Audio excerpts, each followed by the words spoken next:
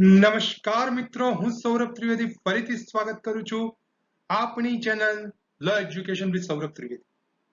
મિત્રો, અત્યાર સુધી આપણે ભારતીય ન્યાય સંહિતા 2023 ના પ્રકરણ 1 થી 5 ના ભાગ 2 સુધી ભણ્યા, જેમાં પ્રકરણ 5 માં આપણે જે કહેવાય જાતીય ગુના અને સ્ત્રી વિરુદ્ધ ગુનાહિત બળ અને હુમલા વિશે શીખી ગયા. હવે આજનો વિષય જે છે એ લગ્ન સંબંધિત ગુનાઓ છે. લગ્ન એક અદ્ભુત સંસ્થા છે કે જ્યાં એક સ્ત્રી અને પુરુષ જે કહેવાય એ આજીવન સાથે રહેવા માટેની જે કહેવાય બાંહેધરી એકબીજાને આપતા હોય છે. પહેલાના જમાનામાં જે કહેવાય 1954 નો જે કહેવાય હિન્દુ મેરેજ એક્ટ આવ્યો એ પહેલા આપણે ત્યાં બહુ લગ્નની પણ જે કહેવાય પરંપરા હતી. બરોબર. હવે એ જે કહેવાય અત્યારે હાલ જે કહેવાય મુસ્લિમ સમાજ અને અન્ય સમાજો માટે થઈ અને ઉપલબ્ધ છે.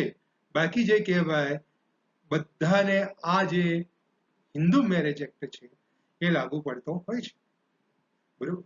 તો તેમ છતાં પણ જે કહેવાય આઈપીસી ની અંદર જે પ્રકારે દરેક નાગરિકને આ વસ્તુ લાગુ પડતી હતી, એવી જ રીતે જે મુખ્ય ગુનાઓ છે એ બધા જ વ્યક્તિઓને લાગુ પડે. બરોબર. એટલે કે ભારતીય ન્યાય સંહિતાથી એ લોકો જે કહેવાય બરોબર એ પર ના કહી શકાય.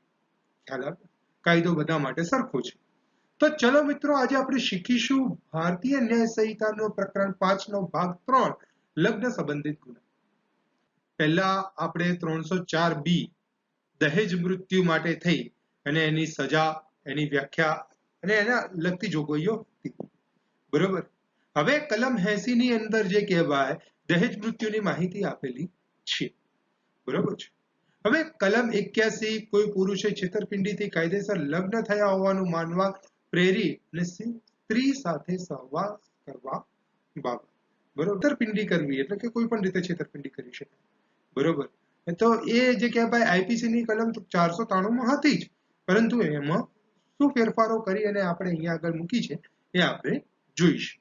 કલમ 82 પતિ અથવા પત્નીની હયાતીમાં ફરીથી લગ્ન કરવા બાબત. આઈપીસી ની કલમ 494 અને 495 ની અંદર એ વસ્તુ હતી. જો 1860 માં પહેલા જે કહેવાય ને ક્રિશ્ચિયન માટે થઈને આ વસ્તુ જે કહેવાય બરોબર પોલીગામી જે કહેવાય એનો કાયદો અસ્તિત્વમાં આવ્યો. કારણ કે એ લોકો શું કરતા, અલગ અલગ કન્ટ્રીઝમાં રહેતા. ઇંગ્લેન્ડના અંગ્રેજો અલગ અલગ કન્ટ્રીઝમાં રહેતા. હવે ત્યાંની સ્ત્રીઓને શું થતું, નુકસાન થતું. કેવી રીતે કે જે અલગ અલગ કન્ટ્રીઝમાં રહેતા ત્યાં કોઈ પણ સ્ત્રી જોડે એ લગ્ન કરી લેતા અને બહુ પત્નીઓ રાખતા. બરાબર. તો એના માટે ત્યાંની સ્ત્રીઓના હિતાર્થે ઇંગ્લેન્ડની સરકારે જે કહેવાય પોલીગામી જે કહેવાય એ અસ્તિત્વમાં લાવી. અને એના પછી જે કહેવાય 1954 માં હિન્દુ મેરેજ એક્ટ આવ્યો. એની અંદર પણ જે કહેવાય પોલીગામી પ્રોહિબિટેડ કરવામાં આવ્યું. ખ્યાલ આવે? એટલે એ વસ્તુ પ્રોહિબિટેડ કરવામાં આવી. હવે આપણે સમજીએ કલમ જે વિધિથી કાયદેસરનું લગ્ન થયું ના ગણાય એ વિધિથી કપટપૂર્વક કરી લેવા બાબત. બરોબર. તો આ જે કહેવાય આઈપીસી ની કલમ જે કહેવાય 496 માં. જો મિત્રો આપણે બધું જ સમજીશું, નિશ્ચિંત થઈ જાવ. બરોબર. કલમ 84 પરણેલી સ્ત્રીને ગુનાહિત ઈરાદાથી બગાડી જવા અથવા લઈ જવા અથવા રોકી રાખવા બાબત. આ જે કહેવાય કલમ 498 હતી. કલમ 85 કોઈ સ્ત્રીના પતિ અથવા પતિના સગાને તેની સાથે ક્રૂરતા કરવા બાબત. મોસ્ટ આઈએમપી કલમ જે અત્યાર સુધી આપણે સૌથી વધારે વકીલાતના વ્યવસાયમાં આવતી હોય છે 498A. હવે એ બદલાઈને 85 થઈ ગઈ છે. બરોબર. તો 85માં શું ફેરફાર કરવામાં આવે છે? કલમ 86 ક્રૂરતાની વ્યાખ્યા. જો આ નવી કલમ છે. બરોબર. આ આપણે સમજીશું. અને કલમ 87 કોઈ સ્ત્રીને લગ્ન વગેરે કરવાની ફરજ પાડી તેનું અપહરણ કરવા બાબત. એટલે લગ્ન કરવા માટે થઈ અને એને જે કહેવાય એ કરવાની વિગત. જો હવે આપણે વાત કરીએ આઈપીસી ની કલમ 304B માં દહેજ મૃત્યુ જે આપેલી હતી. જો મિત્રો ઇન્ડિયન પિનલ કોડની અંદર દહેજ જે કહેવાય ને, બરોબર, એ સન 1986 ના 43 અધિનિયમથી દાખલ કરેલ છે અને અમલ જે થયો એ 9/9/1986 માં થયો. હવે દહેજ મૃત્યુ શું કહેતું હતું કે સ્ત્રીનું મૃત્યુ થાય તેણીના લગ્નના 7 વર્ષની અંદર બાળી મૂકીને અથવા શારીરિક ઈજા પહોંચાડીને અથવા બીજી રીતે સાધારણ સંજોગો સિવાયના સંજોગોમાં થાય તેવું દર્શાવવામાં આવે કે તેણીના મૃત્યુની તરત પહેલા તેણીના પતિ અથવા તેણીના પતિના કોઈ સગાએ દાયજાની માંગણી માટે અથવા તેના સંબંધમાં તેણી ઉપર ક્રૂરતા આચરવામાં આવી હતી અથવા ત્રાસ આપવામાં આવ્યો હતો, તો આવું મૃત્યુ જે કહેવાય એ દાયજા બદલ મૃત્યુ કહેવાશે. અને આવો પતિ અથવા સગાએ તેણીનું મોત કર્યું હોવાનું જણાશે. હવે જો આ આપી હતી જે કહેવાય એ આઈપીસી ની કલમ 304B માં આપેલી હતી. હવે નવી વ્યાખ્યામાં શું છે? કલમ 80 દહેજ મૃત્યુ. શું કહે છે? કોઈ સ્ત્રીનું મૃત્યુ તેના લગ્નના થયાના 7 વર્ષ દરમિયાન દાઝવાથી અથવા શારીરિક ઈજાથી અથવા સામાન્ય સંજોગો સિવાય અન્યથા થાય અને તેના મૃત્યુ અગાઉ એમ દર્શાવેલ હોય કે તેના પતિ અથવા સગા થી દહેજ અથવા તે સંબંધિત કોઈ માંગણી માટે ક્રૂરતા અથવા ત્રાસને લીધે થયેલ હોય ત્યારે આવું મૃત્યુ દહેજ મૃત્યુ કહેવાશે અને તેના પતિ અને સગાને તે મૃત્યુ નિપજાવ્યું છે એમ ગણાશે. જો અહીંયા આગળ ક્રૂરતા અને ત્રાસ જે કહેવાય એ શબ્દનો ઉલ્લેખ જે કહેવાય એ કરવામાં આવેલ છે. બરોબર છે? ખ્યાલ આવે? ઓકે. તો હવેથી યાદ રાખીશું કે દહેજ મૃત્યુની કલમ જે કહેવાય 304B ની જગ્યાએ હવે કલમ 80 થઈ ગઈ છે. બરોબર? સ્પષ્ટીકરણ. આ કલમના હેતુઓ માટે દહેજનો અર્થ દહેજ પ્રતિબંધ અધિનિયમ 1961 ની કલમ 2 માં જે કરવામાં આવ્યો છે તે જ થશે. હવે આના માટે આપણે શું કરવું પડે? તો દહેજનો અર્થ સમજવો પડે. બરોબર? 1961 ની દહેજ પ્રતિબંધિત અધિનિયમ જે કહેવાય જે આપેલો છે એની કલમ 2 માં દહેજ શું છે એ અંગેની વ્યાખ્યા આપેલી છે. બરોબર? આપણે આગળ સમજીશું, નિશ્ચિંત થઈ જાઓ. પછી બીજું શું કીધું છે સ્પષ્ટીકરણમાં? કે જે કોઈ આવું દહેજ મૃત્યુ નિપજાવશે તેને 7 વર્ષથી ઓછી નહીં તેવી મુદ્દત સુધીની કેદની શિક્ષા થશે, પરંતુ આવી શિક્ષા આજીવન કેદ સુધીની પણ થઈ શકશે. સમજો. હવે આપણે કીધું હતું કે દહેજની વ્યાખ્યા શું હતી? દહેજની વ્યાખ્યા તો દહેજ અધિનિયમ દહેજ પ્રતિબંધિત અધિનિયમ આપેલો છે એમાં વ્યાખ્યા આ પ્રમાણે છે કે આ અધિનિયમમાં દહેજ એટલે લગ્નના એક પક્ષકારે બીજા પક્ષકારને શું? એક પક્ષકારે બીજા પક્ષકારને અથવા લગ્નના કોઈ એક પક્ષકારના માતા પિતાએ અથવા બીજા કોઈ વ્યક્તિને લગ્નના બીજા પક્ષકારને, બરોબર, અથવા બીજી કોઈ વ્યક્તિને લગ્ન વખતે અથવા તે પહેલા અથવા લગ્ન પછી, જો ભૂત ભવિષ્ય અને વર્તમાન ત્રણે વસ્તુ લઈ લેવામાં આવી, શું?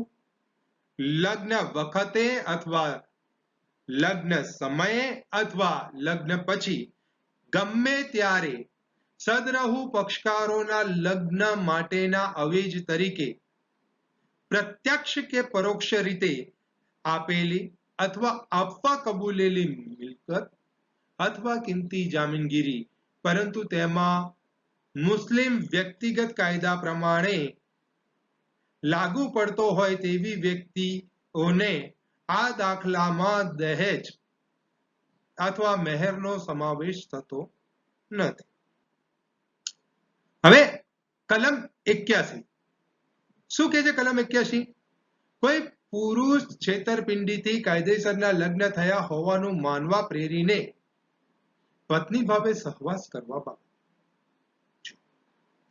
જે સ્ત્રીનું પોતાની સાથે કાયદેસર રીતે લગ્ન થયું ન હોય તેની સાથે છેતરપિંડી કરી તેનું પોતાની સાથે કાયદેસરનું લગ્ન થયું છે એમ તેને મનાવી ને જે પુરુષ તે સ્ત્રીની આવી માન્યતાથી પોતાની સાથે પત્ની ભાવે રહેવા અથવા સંભોગ કરવા પ્રેરે તેને 10 વર્ષની મુદત સુધીની બેમાંથી કોઈ એક પ્રકારની કેદની શિક્ષા અને તે દંડને પાત્ર પણ રહેશે.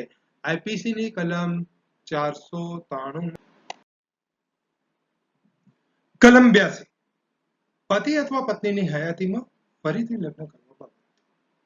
જો જે કોઈ વ્યક્તિ પોતાનો પતિ અથવા પોતાની પત્ની હયાત હોય અને એવા સંજોગોમાં લગ્ન કરે કે એવું લગ્ન પોતાને પતિ કે પત્નીની હયાતી થવાને કારણે રદબાતલ ગણાય બરોબર તો તેને 7 વર્ષની મુદતની બેમાંથી કોઈ પ્રકારની કેદની શિક્ષા કરવામાં આવશે અને તે દંડને પાત્ર પણ થશે.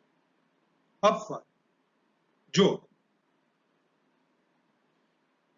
આ પરિસ્થિતિમાં અપવાદ આપેલો છે તો એ સિવાય બાકીના કોઈ પણ પ્રકારના લગ્ન કરેલા હોય હયાતીમાં બરાબર તો એ રદબાતલ ગણાય બરાબર અને એ જે વ્યક્તિએ લગ્ન કર્યા હોય તો એને 7 વર્ષની મુદતમાંથી બંનેમાંથી કોઈ પણ એક પ્રકારની કેદ એટલે કે સાદી કેદ પણ થાય બરાબર અને કઠણ કારાવાસની સજા પણ થાય બરાબર તો અપવાદમાં શું કીધું છે જે વ્યક્તિનું તેના પતિ કે પત્ની સાથેનું લગ્ન જીવન કાયદેસર હુકુમત ધરાવતા ન્યાયાલય દ્વારા રદબાતલ ઠરાવ્યું હોય તેને આ કલમ લાગુ પડતી નથી. શું કીધું છે જે વ્યક્તિનું તેના પતિ અથવા પત્ની સાથે લગ્ન કાયદેસરનું હુકુમત ધરાવતું ન્યાયાલયે રદબાતલ ઠરાવ્યું હોય બરોબર એટલે કે ડાયવોર્સ લઈ લીધા હોય બરોબર તો અથવા કોઈ વ્યક્તિએ પોતાના અગાઉના પત્નીની હયાતીમાં બીજું લગ્ન કરે અને જો તેનો અગાઉનો પતિ કે પત્ની તેના બીજી વારના લગ્ન સમયે તેનાથી સતત 7 વર્ષ સુધી દૂર રહેલો હોય અને તે દરમિયાન તેને તેના કોઈ ખબર અંતર મળ્યા ન હોય તો તેને આ કલમ લાગુ પડતી નથી. પરંતુ બીજી વાર લગ્ન કરનાર વ્યક્તિ જેની સાથે લગ્ન કરતી હોય તે વ્યક્તિને તેણે આવા લગ્ન પહેલા પોતાની જાણમાં હોય તે ખરી હકીકતથી વાકેફ કરવી હોવી જોઈએ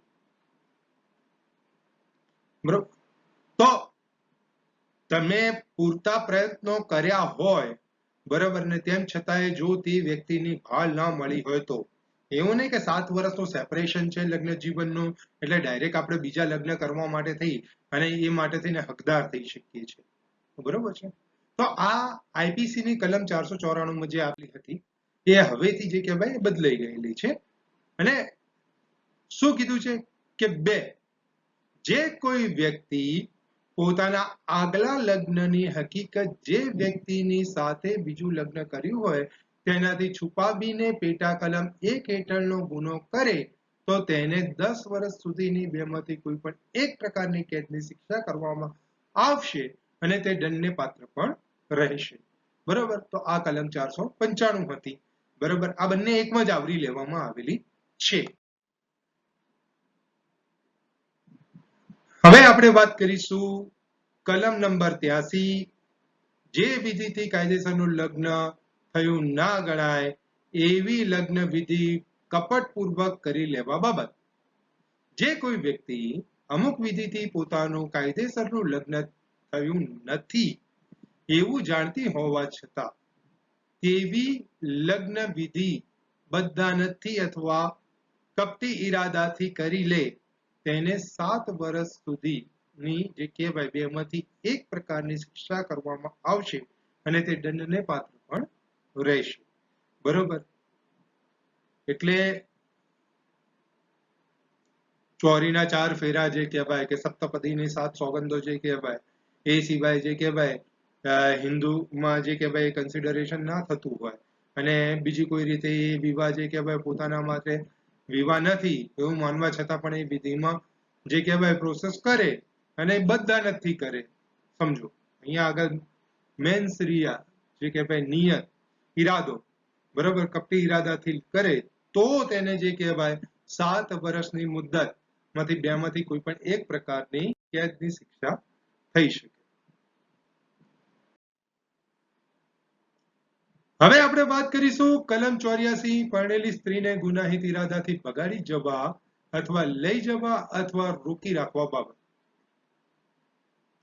જો મિત્રો પહેલા એડલ્ટરી જે કહેવાય ને એક ક્રાઇમ કન્સિડર હતો. આઈપીસી ની અંદર જે કહેવાય એના પછી ફેરફાર કરી અને એ જે કહેવાય રદ કરવા. પરંતુ લગ્નની સંસ્થા સારી રીતે ટકી રહે બરોબર એ હેતુને ધ્યાનમાં રાખીને કોઈ વ્યક્તિ કોઈની પરણી સ્ત્રીને ઉપાડી જાય કે ભગાડી જાય બરોબર તો એને કાયદો રક્ષણ આપે છે. તો શું કે છે કે જે કોઈ વ્યક્તિ બીજા કોઈની પત્ની અથવા કોઈની સ્ત્રી બીજા પુરુષની પત્ની હોવાનું પોતે જાણતી હોય છતાં અથવા પોતાને એમ માનવાને કારણ હોય તેને કોઈ વ્યક્તિ સાથે લગ્ન બાહ્ય સંભોગ કરવાના ઈરાદાથી લઈ જાય અથવા ભગાડી જાય અથવા એવા ઈરાદાથી તેને છુપાવે અથવા રોકી રાખે તેને 2 વર્ષની મુદત સુધીની બેમાંથી કોઈ પ્રકારની કેદ અથવા દંડની તે બંને શિક્ષા કરવામાં આવશે. ખ્યાલ આવી ગયો. હવે આપણે વાત કરીશું કલમ નંબર 85 કોઈ સ્ત્રીના પતિ અથવા પત્નીના સગાએ તેની સાથે ક્રૂરતા કરવા બાબત. 498 એ જે હવે બની છે આપણી કઈ કલમ 85. 498 એની જગ્યાએ હવે કલમ 85 જે કહેવાય કે કોઈ સ્ત્રીના પતિ અથવા પતિના સગાઓ તેની સાથે ક્રૂરતા કરવા બાબત. હવે જો શું કીધું છે આ વાક્યમાં જો કોઈ વ્યક્તિ કોઈ સ્ત્રીનો પતિ અથવા પતિનો સગો હોય એવી સ્ત્રી સાથે ક્રૂરતા કરે ત્યારે તેને 3 વર્ષની મુદત સુધીની કેદની શિક્ષા કરવામાં આવશે અને તે દંડને પાત્ર પણ રહેશે. બરોબર તો અહીંયા આગળ સજાની જોગવાઈ આપણને ખબર પડી જાય છે કે 3 વર્ષ સુધીની જે કહેવાય એ સજા થઈ શકે છે. પછી શું કીધું છે ક્રૂરતાની વ્યાખ્યા. તો જો ક્રૂરતાની વ્યાખ્યા જે કહેવાય ને એ આમાં આપેલી ન હતી 498 બરોબર પણ અહીંયા આગળ આપેલી છે. શું કીધું છે કે કલમ 85 ના હેતુઓ સાથે ક્રૂરતા એટલે એ કોઈ સ્ત્રીને આપઘાત કરવા પ્રેરવાનો અથવા તેના શરીર અવયવ અને આરોગ્યને માનસિક કે શારીરિક ગંભીર ઈજા કે ભય થવાનો સંભવ હોય એવા પ્રકારનું જાણી બૂજીને કરેલું વર્તન અથવા શું પહેલી વસ્તુ શું કીધી છે કે એવી પરિસ્થિતિ પેદા કરવામાં આવે કે કોઈ સ્ત્રીને આપઘાત કરવાને પ્રેરવા અથવા તેના શરીર અવયવ અને આરોગ્યને ગંભીર ઈજા ભય કે હાનિ થવાનો સંભવ હોય એવા પ્રકારનું જાણી બૂજીને કરેલું વર્તન. બરોબર કે એને ખબર જ છે કે આ વસ્તુ કરવાથી આ પ્રમાણેનો થશે. બરોબર તો જો 498 એમાં જે સ્પષ્ટીકરણ આપેલું હતું ને બરોબર એની જગ્યાએ જે કહેવાય ત્રાસની જગ્યાએ આ જે કહેવાય ક્રૂરતા જે કહેવાય અહીંયા આગળ મૂકવામાં આવેલી છે. હવે એમાં જે કહેવાય એવા પ્રકારનું ઈરાદાપૂર્વકનું વર્તન કે જે તે સ્ત્રીને આપઘાત કરવા પ્રેરે અથવા પોતાની જાતને ગંભીર ઈજા પહોંચાડે અથવા જિંદગીને શરીરના અવયવને કે આરોગ્યને ભયમાં મૂકવા પ્રેરે.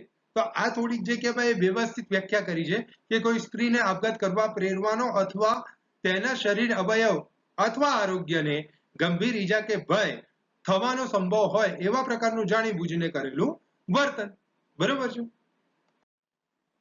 હવે બી માં શું કીધું છે કે કોઈ મિલકત અથવા કિંમતી જામીનગીરી માટે કોઈ ગેરકાયદેસર માંગણીને પહોંચી વળવા માટે કોઈ સ્ત્રી અથવા તે સ્ત્રી સાથે સગપણ ધરાવતી કોઈ વ્યક્તિ પાસેથી બળજબરીથી કામ કઢાવવાના હેતુથી અથવા તેવી માંગણીને પહોંચી વળવાનું તે સ્ત્રી અથવા તે સ્ત્રી સાથે સગપણ ધરાવતી કોઈ વ્યક્તિએ ચૂકી જવાને કારણે કોઈ હેરાનગતિ કરવામાં આવે ત્યારે તે સ્ત્રીને કરેલી ગતિ.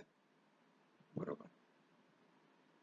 તો શું કીધું છે કે ભાઈ એમ કહેવામાં આવ્યું હોય કે ભાઈ જમીરાજને આપણે જે કહેવાય એક સ્પ્લેન્ડર ગાડી આપીશું, બરોબર છે, એના એ સ્ત્રીના જે કહેવાય કાકા મામાના દીકરાએ એવો વાયદો કર્યો હોય, બરોબર, અને પછી એ જે કહેવાય એ ના આપે એટલે એ સ્ત્રીને જે કહેવાય ત્રાસ આપવામાં આવતો હોય, બરોબર, તો એ બાબતનો સમાવેશ પણ આની અંદર કરવામાં આવેલ છે. હવે આપણે વાત કરીશું ભારતીય ન્યાય સંહિતાની કલમ નંબર 87, જેમાં કોઈ પણ સ્ત્રીને લગ્ન વગેરે કરવાની ફરજ પડવા માટે તેનું અપહરણ કરવા, અપનયન કરવા અથવા દબાણ કરવા બાબત જે કોઈ વ્યક્તિ કોઈ સ્ત્રીને તેની ઈચ્છા વિરુદ્ધ કોઈ વ્યક્તિ સાથે લગ્ન કરવાની ફરજ પાડવાના ઈરાદાથી, જો અહીંયા આગળ સ્ત્રીનો ઈરાદો ના હોય, બરોબર, અને આવું કૃત્ય કરવામાં આવ્યું હોય, બરોબર, તેને ફરજ પાડવામાં આવે એવો સંભવ હોવાનું જાણવા છતાં અથવા તેને લગ્ન બાહ્ય સંભોગ કરવાની ફરજ પાડવાના અથવા તેમ કરવા માટે ફોસલાવવાના ઈરાદાથી તેમ કરવામાં આવશે એવો સંભવ હોવાનું જાણવા છતાં શું કરે? તેનું અપહરણ કરે અથવા અપનયન કરે તો તેને 10 વર્ષની મુદત સુધીની બેમાંથી કોઈ પ્રકારની કેદની શિક્ષા કરવામાં આવશે અને તે દંડને પાત્ર પણ રહેશે.